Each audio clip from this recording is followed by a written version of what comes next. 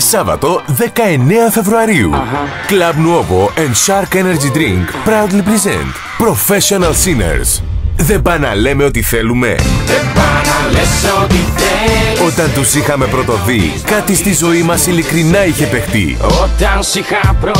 Και τώρα, για ακόμα μια φορά, έρχονται να μας βρουν.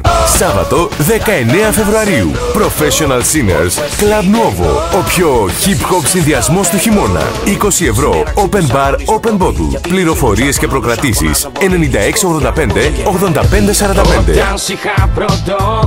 Κάτι στη ζωή μου ειλικρινά είχε παιχτεί.